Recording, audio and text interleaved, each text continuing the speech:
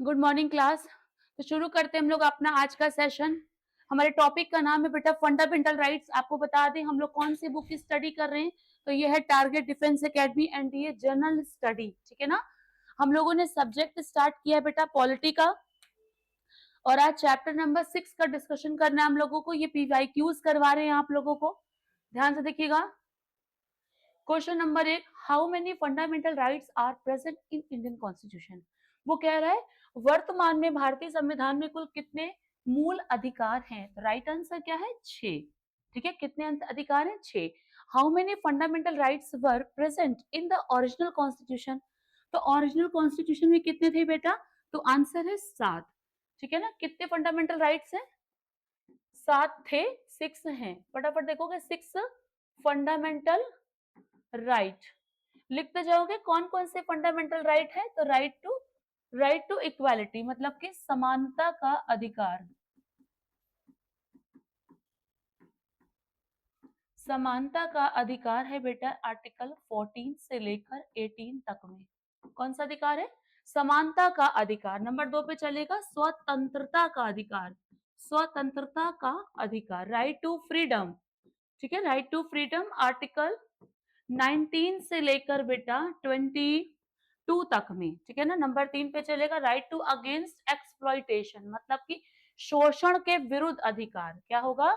शोषण के विरुद्ध अधिकार, राइट टू अगेंस्ट एक्सप्लॉइटेशन। शोषण के विरुद्ध अधिकार आर्टिकल 23 और 24 में चलता है। आर्टिकल 23 और 24 में, आर्टिकल 23 और 24 में चौथा पॉइंट होता है बेटा धार्मिक स्वतंत्रता का अधिकार। धार्मिक स्वतंत्रता का अधिकार, right to freedom. Right to freedom, तो धार्मिक स्वतंत्रता का अधिकार। अनुच्छेद क्या होगा बेटा? आर्टिकल 25 से लेकर बच्चा 28 तक में। कितने फंडामेंटल राइट्स हो गए? 4 हो गए हैं। ठीक है ना। 5वें नंबर पे लिखते हैं अल्पसंख्यकों को, अल्पसंख्यकों को अपनी भाषा, लिपि, अपनी भाषा और अपनी लिपि को बनाए रखने का अधिकार है। का अधिकार होगा। ठीक है ना। ठीक है ना। आर्टिकल 29 और 30 में, आर्टिकल 29 और 30 में माइनॉरिटीज को भी अपना कल्चर को बनाए रखने का अधिकार है। 29 और 30 में बच्चों यहाँ पे 6 जो लिखने जा रहे हैं याद रखिएगा। आर्टिकल जो 6 है, आर्टिकल जो 6 आपको मिलेगा उसमें एक आर्टिकल को हम लोगों ने हटाया है। आर्टिकल 31 को हम लोगों ने हटा दिया है।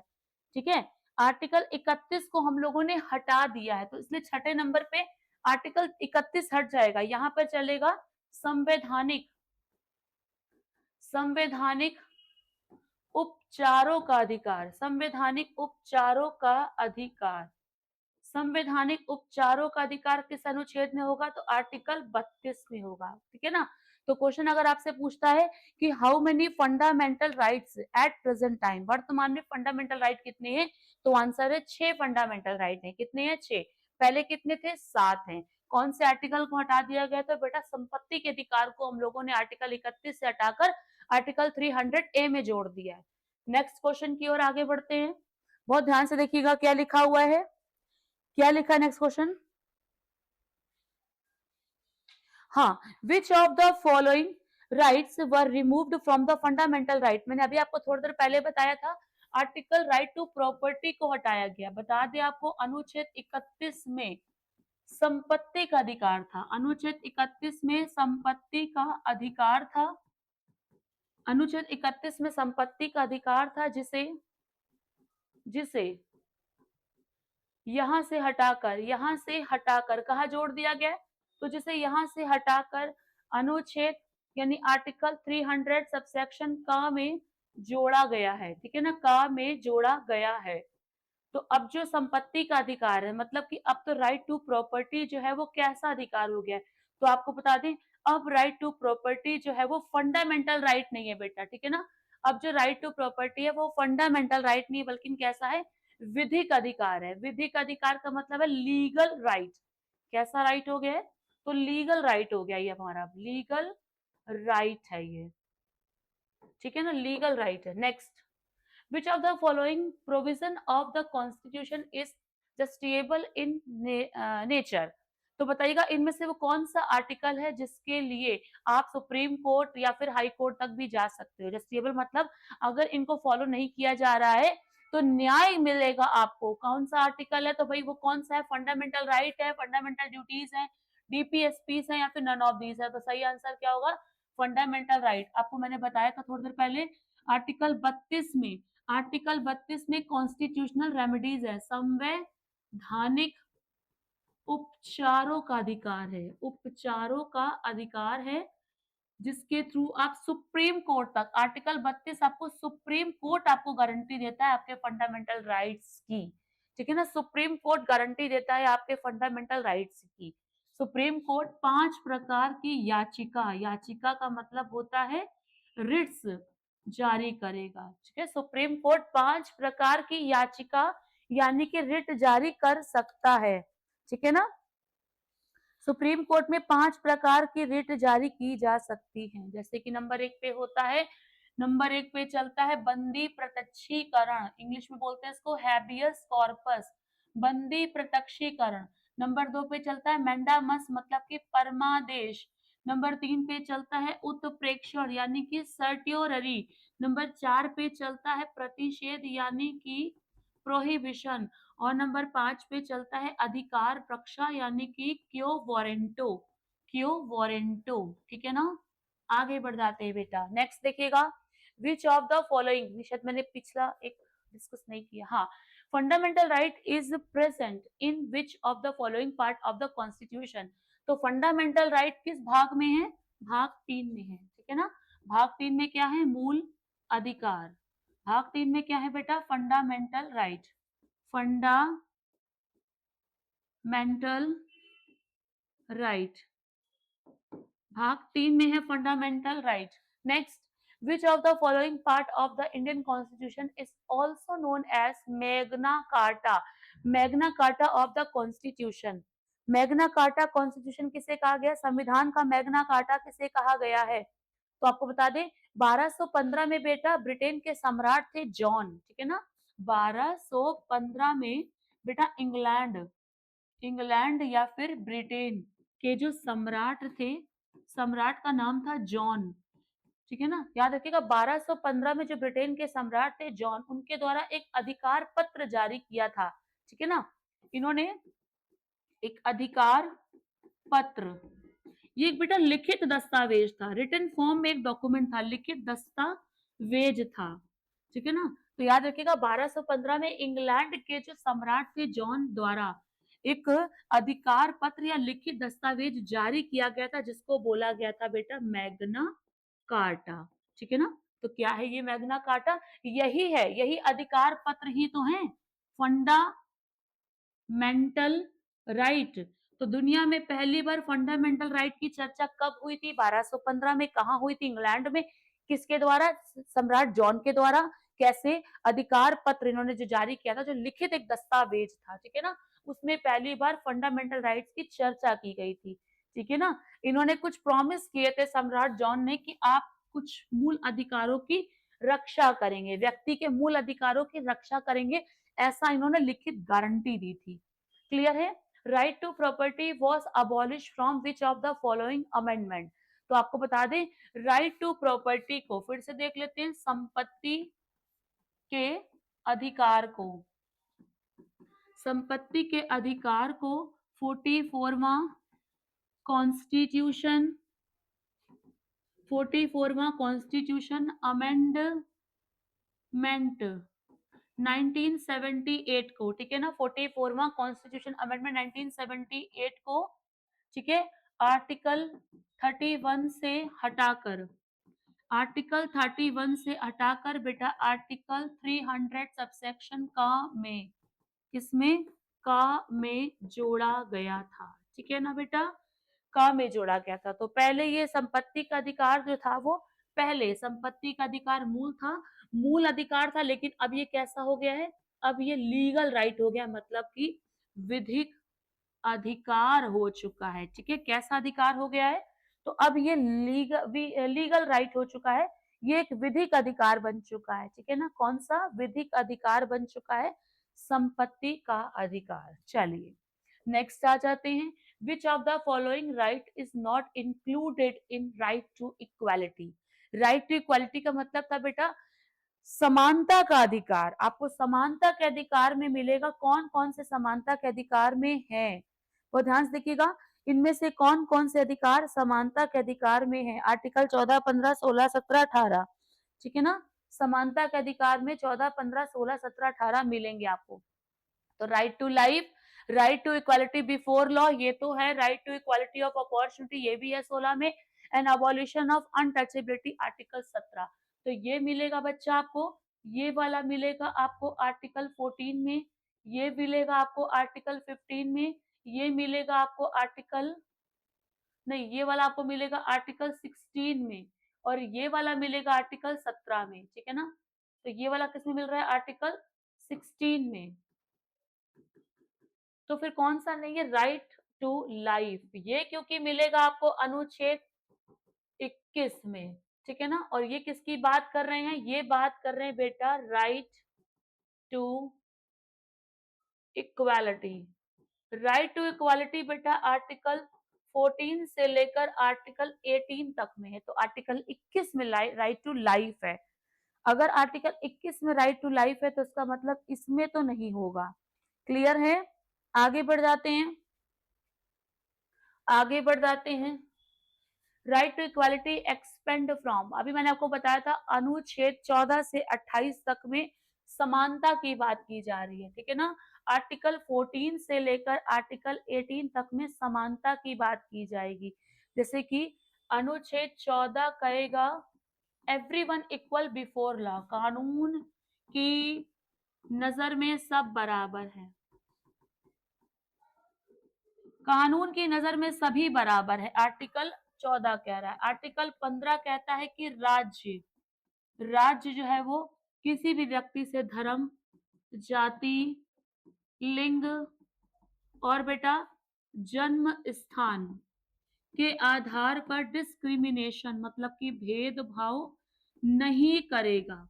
एक और बात बता दें, केवल भी शब्द लगा, केवल, यानी इस आधार पे भेदभाव नहीं करेगा, इसके अलावा कोई आधार पे राज्य भेदभाव कर सकता है। क्लियर है? आर्टिकल 16 देखिएगा, बहुत ध्यान से देखिएगा। आर्टिकल 16 कहता है इक्वालिटी ऑफ अपॉर्चुनिटी, ठीक है ना। Equality, equality of, equality of opportunity, अवसर की समानता की बात करते हैं बेटा। आर्टिकल 16 में, आर्टिकल 16 में अवसर की समानता की बात कर रहे हैं, ठीक है ना। Article 17 abolition of untouchability, ABOLITION, ABOLITION, abolition of untouchability, ठीक है ना। अस्पृश्यता के अंत की बात कर रहे हैं। और बेटा अनुच्छेद 18 कहता है अबोल्यूशन ऑफ टाइटल्स, यानी कि उपाधियों का अंत करते हैं, उपाधियों का अंत, ठीक है ना। बहुत ध्यान से देखिएगा। आर्टिकल 14 से लेकर 18 तक में इक्वालिटी की बात की जा रही है, ठीक है ना। समानता की बात की जा रही है, बराबरी लाना चाहता है। तो बताइएगा विच of the following equality is not guaranteed in the Indian constitution? तो भारतीय संविधान में किस प्रकार की इक्वालिटी की बराबरी या गारंटी नहीं दी गई है? सोशल इक्वालिटी तो बिल्कुल मिलेगा आपको, पॉलिटिकल इक्वालिटी की गारंटी भी है, रिलीजियस इक्वालिटी की गारंटी भी है, बट इकोनॉमिक इक्वालिटी गारंटी नहीं है। हम ऐसा नहीं कह सकते हैं कि सबको बराबर बराबर पैसा बांट दिया जाएगा। क्लियर है? इकोनॉमिक कंडीशन सबकी उसकी क्षमता के अकॉर्डिंग डिसाइड होगी, ठीक है ना, सरकार के अकॉर्डिंग डिसाइड नहीं होगी। आप जितना अच्छा काम कर सकते हैं, आप में जितनी कैपेबिलिटी है, आप उतने ही आगे इकोनॉमिक आगे या पीछे हो सकते हैं। Right to remain silent is part of which of the following constitution? जरा ध्यान से देखिएगा और बताइएगा। पॉइंट नंबर 11, पॉइंट नंबर 11 क्या कहता है भाई? तो आर्टिकल 20 इसका आंसर है, ठीक है ना। आर्टिकल 20 क्या कहता है? अनुच्छेद 20 बेटा, तो आर्टिकल 20 को बड़े ध्यान से देखेंगे। Article 20 protection in respect of conviction क्या कहता है? Article 20 protection protection in respect of conviction, दोष सिद्धि के संबंध में संरक्षण की बात हो रही है, समझ रहे हैं आप लोग? दोष सिद्धि के संबंध में संरक्षण, दोष सिद्धि के संबंध में संरक्षण। आर्टिकल 20 पूरी कोशिश करता है कि अगर आप किसी भी अपराध के आसपास नहीं है तो वो आपको बचा कर लाएगा, ठीक है ना। Protection from x post facto law, इसमें नंबर 1 पे लिखा हुआ है प्रोटेक्शन, किससे प्रोटेक्शन दे रहा है देखते हैं, protection from x post facto law. ये आपको आर्टिकल अनुच्छेद 20 का पहला पॉइंट आपको बताता है कि आप सॉरी कि आप तब तक अपराधी नहीं हैं या आप पर तब तक कोई कानूनी प्रक्रिया नहीं चलेगी जब तक आपने कोई ऐसा काम ना किया हो जो अपराध की लिस्ट में उस दिन से लिस्टेड है जिस दिन से आपने अपराध किया है। सपोज आपने ये कोई ऐसा कार्य जो कि आज से 4 दिन पहले किया था लेकिन उसको अपराध में आज ही लिस्ट में डाला गया, ठीक है ना। जैसे मान लेते हैं कोई ऐसा काम कि उसको आज ही इसको अपराध की लिस्ट में डाला गया है, तो 4 दिन पहले जो आपने काम किया था उस समय उसको अपराध में नहीं घोषित किया गया था, अपराध में लिस्टेड नहीं था, इसलिए आपको आपको आपको अपराधी नहीं माना जाएगा, ठीक है ना। नंबर 2 पे लिखिएगा प्रोटेक्शन फ्रॉम डबल जियोपार्डी, ठीक है ना। प्रोटेक्शन फ्रॉम दोहरे दोहरे क्या बोला जाए, दोहरे अपराध से संरक्षण, प्रोटेक्शन फ्रॉम डबल जियोपार्डी। इसका मतलब ये होता है कि किसी भी व्यक्ति को एक अपराध के लिए एक बार ही सजा दी जाएगी, एक से अधिक बार, 2 बार, 3 बार नहीं दी जाएगी, ठीक है ना। अगर आप एक अपराध के लिए एक बार सजा ले चुके हैं, काट चुके हैं, भुगत चुके हैं, तो उसके लिए आपको दोबारा से अपराधी नहीं बताया जाएगा, नहीं माना जाएगा। और नंबर 3 पे इसमें पॉइंट चलेगा प्रोटेक्शन फ्रॉम सेल्फ इनक्रिमिनेशन, ठीक है ना। तो ये क्या हो जाएगा, protection from self incrimination, protection from self crimination, ठीक है ना। तो आपको आपके खुद के लिए गवाही देने के लिए मजबूर नहीं किया जाएगा, ठीक है ना। ऐसा नहीं होगा कि आपको कहा जाए कि अपने खिलाफ खुद के लिए गवाही दो, मतलब आपने कोई काम नहीं भी किया है लेकिन पुलिस के द्वारा चार्ज किया जाए, मारा जाए, लाठी मारी जाए कि आपको बोलना ही पड़ेगा, ठीक है ना। एक ऑडियो रिकॉर्ड कर लिया जाए कि देखो इस व्यक्ति ने अपना गुनाह कबूल लिया है, ठीक है ना। तो अगर वो गुनाह गलत है, आपने गलत कबूला है, तो आप कोर्ट के सामने सही प्रस्तुत करेंगे कि हाँ जी, हमने ये गलत बोला था, हमने सच में काम नहीं किया है। Abolition of untouchability is mentioned in which of the following articles in the constitution? मैंने अभी आपको बताया था अस्पृश्यता का अंत, तो याद करिएगा अस्पृश्यता का अंत आर्टिकल 17 में है, ठीक है ना। अस्पृश्यता का अंत, आचरण और व्यवहार में समानता लाई जाएगी। इसमें क्या कहा गया है, आचरण में और व्यवहार में समानता लाई जाएगी, ठीक है ना। अस्पृश्यता का अंत, छुआछूत का अंत हो जाएगा, ठीक है ना। अनुच्छेद 35 भी बेटा आपको बता दें, इस आर्टिकल को आर्टिकल 35 से जोड़कर पढ़ना पड़ेगा। आर्टिकल 35 संसद को ये शक्ति देता है, आपको बता दें संसद यानी कि पार्लियामेंट को यह शक्ति देता है, यह शक्ति देता है कि वह इसके लिए, ठीक है ना, इसके लिए कोई कानून बना सकेगी, कानून बना सकती है, ठीक है ना। आर्टिकल 35 संसद को ये ताकत देता है कि आर्टिकल 17 को रोकने के लिए, आर्टिकल 17 को लागू करने के लिए भारत में वो कोई कानून पारित करेगी। इसीलिए संसद अस्पृश्यता अपराध अधिनियम 1955 लाई थी। संसद क्या कोई ऐसा नियम ला चुकी है? तो आप बताएंगे जी हाँ, अस्पृश्यता अधिकार अधिनियम 1955 पेश किया था संसद के द्वारा, ठीक है ना। अस्पृश्यता अधिकार अधिनियम 1955 सॉरी अधिकार नहीं अपराध है।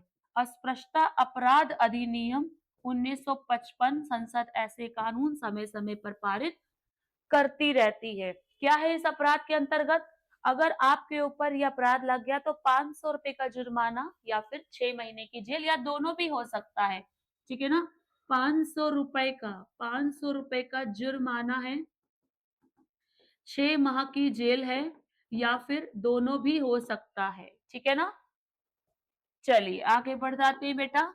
नेक्स्ट देखते हैं which of the following article deals with law inconsistent with fundamental right. बहुत ध्यान से देखिएगा आर्टिकल 13 सॉरी क्वेश्चन नंबर 13 क्या कहता है?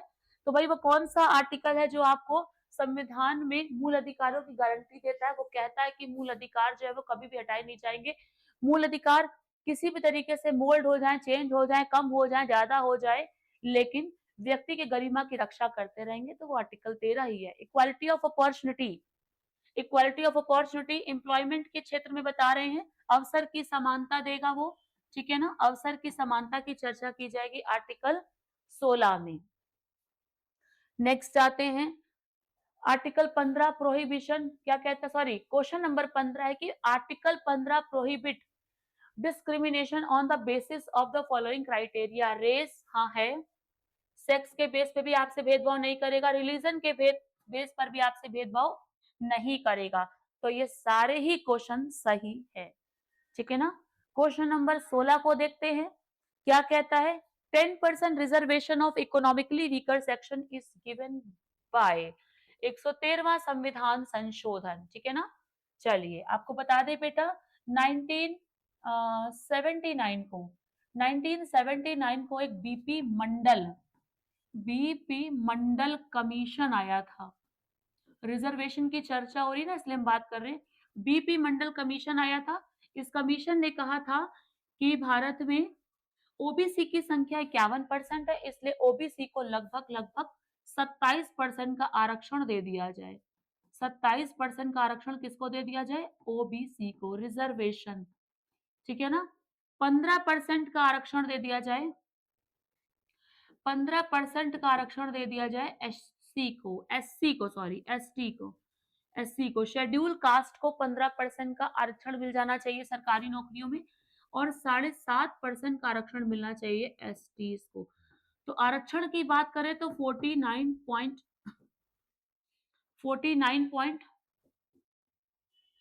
हाफ यानी कि 49.5% क्या है हमारी सीटों का अलॉटमेंट है आरक्षण के लिए। तो अनरिजर्व सीटें कितनी हो गई है? 50.5% अनरिजर्व्ड सीट है ये। ठीक है ना? 50.5%। इसमें से कहा गया है, इनमें से कहा गया है कि 10% सीटें इकोनॉमिकली वीकर सेक्शन को यानी ईडब्ल्यूएस के लिए बताई जा रही है बात ये ईडब्ल्यूएस। ठीक है ना? ऐसे व्यक्ति को ये इसका लाभ मिलेगा ईडब्ल्यूएस को जो कोई किसी दूसरे प्रकार से आरक्षण का लाभ नहीं ले रहा होगा। protection in respect of conviction for offense in mentioned in which of the following articles of the constitution। ठीक है, पॉइंट नंबर 18 देखिएगा, मैंने अभी आपको थोड़ी देर पहले ही बताया था। अनुच्छेद 20 right to privacy is part of the which of the following articles. तो बताइएगा एकांतता का अधिकार, प्राइवेसी का अधिकार किस आर्टिकल में है? गरिमापूर्ण जीवन जीने का अधिकार है बेटा। अनुच्छेद 21 क्या कहता है? गरिमा पूर्ण जीवन जीने का अधिकार है। और अगर हमें भीड़ भड़ाके में नहीं जाना है, शोर शराबा में पसंद नहीं है, हम अकेले रहना चाहते हैं, तो क्या हमसे जबरदस्ती करी जाएगी कि नहीं आपको भीड़ वाले इलाके में जाना होगा? हम अपनी किसी भी बात को अगर नहीं बताना चाह रहे तो राइट टू प्राइवेसी। ठीक है ना? हम अपनी अपनी पहचान को नहीं किसी के सामने डिस्क्लोज करना चाहते हैं तो ये राइट टू प्राइवेसी में ही जाएगा। आर्टिकल 21 सबसे बड़ा आर्टिकल है बेटा। ठीक है? आर्टिकल 21 सबसे बड़ा आर्टिकल है, इसमें बहुत सारी चीजें रहेंगी। राजगोपाल बनाम तमिलनाडु के राज के मामले में इस चीज को निकाला गया था, राइट टू प्राइवेसी। ठीक है ना? राजगोपाल वर्सेस तमिलनाडु, इस केस में पहली बार राइट टू प्राइवेसी की चर्चा की गई थी। ठीक है ना? हाँ, राइट टू प्राइवेसी की चर्चा की गई थी, सुप्रीम कोर्ट ने इसके बारे में बताया था। ठीक है, 1994 का ये मैटर था, 1994 का ये मैटर था। Next, no person shall be deprived of his personal liability expect. हाँ, तो ये बहुत अच्छा सा आर्टिकल है, बहुत ध्यान से इसको पढ़िएगा। पॉइंट नंबर 20 को देखिएगा, फिर वही बात आ गई है, फिर वही बात आ गई है। आर्टिकल 21 जीवन, गरिमापूर्ण जीवन जीने का अधिकार है। नेक्स्ट देखिएगा, विच of the following article given gives information about preventive detention and punitive detention. तो बताइए भाई, पॉइंट नंबर 21 कौन सा आर्टिकल बात कर रहा है? आर्टिकल 22 की बात करी जा रही है कि जिस व्यक्ति को गिरफ्तार किया जा रहा है 24 घंटे के अंदर उसको जज के सामने, कोर्ट के सामने प्रस्तुत करना होगा और उसको अरेस्ट होने के रीजन भी बताने होंगे। अरेस्ट का जो रीजन है वो भी उसको बताया जाएगा कि उसको क्यों अरेस्ट किया जा रहा है, और उसको अपनी पसंद का, ठीक है ना, अपनी पसंद का वकील करने का, यानी कि अपनी पसंद का एडवोकेट, ठीक है, उस व्यक्ति के पास ये राइट होगा। आर्टिकल 22 आपको ये राइट देता है कि अपनी पसंद का एडवोकेट यानी लॉयर हम हायर कर सकते हैं, ठीक है ना, अपनी पसंद का एडवोकेट हम हायर कर सकेंगे। I a right to be informed and consult lawyer is part of the will. अभी बताया आपको आर्टिकल 22, अपनी पसंद का लॉयर हायर किया जाएगा आर्टिकल 22 के अंतर्गत, ठीक है। 23 नंबर देखते हैं, which of the following right impose ban on forced labour. Forced labour, जबरन, ठीक है ना, अब आपसे कोई जबरदस्ती काम नहीं करा सकता है। फोर्स्ड लेबर को किस आर्टिकल में जो है वो बैन कर दिया गया है, ठीक है, तो याद रखिएगा आर्टिकल 23। इसमें एक शब्द है मानव दुर्व्यापार, मानव दुर्व्यापार, ठीक है ना, मानव दुर्व्यापार में कुछ शब्द खोले गए हैं, जैसे कि दास प्रथा को बैन कर दिया गया। स्लेवरी सिस्टम आपने इतिहास में बहुत पढ़ा होगा, दास प्रथा, ठीक है ना। इसके अलावा एक शब्द आपने सुना होगा बेगार, बेगार या फिर बलात् श्रम, किसी से जबरदस्ती काम कराना और बदले में पैसा भी मत देना, ठीक है ना, बेगारी सिस्टम है। या फिर मनुष्यों की सामान की तरह खरीद और बिक्री करना, जैसे अंग्रेजों के समय वो दासों को एक मंडी में ले जाकर बेचते थे, ठीक है ना, तो मनुष्यों की सेल और परचेसिंग करना, मनुष्यों की समान की भांति, किसी समान की तरह, ठीक है ना, किसी समान की तरह क्रय और विक्रय करना, इन सब पर बैन लगाया गया हमारे देश में, ठीक है। ना तो आप ये कर सकते हैं, बल्कि अपने आसपास कुछ ऐसी चीजें होते देखें तो इसकी सूचना आप सरकार तक या फिर पुलिस तक पहुंचाइए। बच्चों का, स्त्रियों का अनैतिक व्यापार, ठीक है ना, ह्यूमन ट्रैफिकिंग को रोकने की कोशिश की जा रही है इसमें। महिलाओं का और बच्चों का अनैतिक व्यापार, महिलाओं और बच्चों का अनैतिक व्यापार। बच्चों आपको पता होना चाहिए, दिल्ली में बहुत खबरें आ रही हैं कि लगातार लड़कियां और बच्चे वहां से गायब होते जा रहे हैं, ठीक है ना। निठारी कांड भी आप लोगों को याद होना चाहिए, ठीक है ना। और लास्ट में चलेगा बेटा बंधुआ मजदूरी, ठीक है। इन शब्दों को आर्टिकल 23 के अंतर्गत बैन कर दिया गया है, ठीक है ना। अनुच्छेद 23 की बात कर रहे हैं, फोर्स्ड लेबर, इसको बैन कर दिया गया है। नेक्स्ट है, विच of the following act prohibited employment of children in factories. तो आपको बता दें, 0 से लेकर 14 वर्ष तक के बच्चों को, बेटा बच्चों को न केवल कारखानों में बल्कि बेटा खानों में भी, फैक्ट्रीज की बात करें, कारखाने हो गए, माइंस मतलब खान हो गई, और अब तो कहा जा रहा है होटल में, और बेटा घरों में भी, घरों में भी अगर आप इनसे जबरदस्ती काम करवा रहे हो, इनकी मर्जी से भी नहीं करवा सकते आप बेटा। बचपन सिर्फ एक बार मिल रहा है, बचपन सिर्फ एक बार मिलता है, तो उसको जीने दीजिए, उसको मौका दीजिए, उस बचपन को खिलने दीजिए, उसको शिक्षा की आवश्यकता है, ठीक है ना। तो आर्टिकल 24 ये कहता है कि employment of children in factories को रोका गया है, 0 से 14 साल तक के बच्चों को, ठीक है ना। 14 से प्लस अगर बच्चे हो जाते हैं तो वो इतने मैच्योर हो जाते हैं कि वो 2-3-4 घंटा छोटे मोटे काम, रिस्की काम नहीं है, तो वो कर सकते हैं। Next, freedom as to payment of taxes for the promoting of religious. हाँ, तो ये बड़ा अच्छा क्वेश्चन है ये।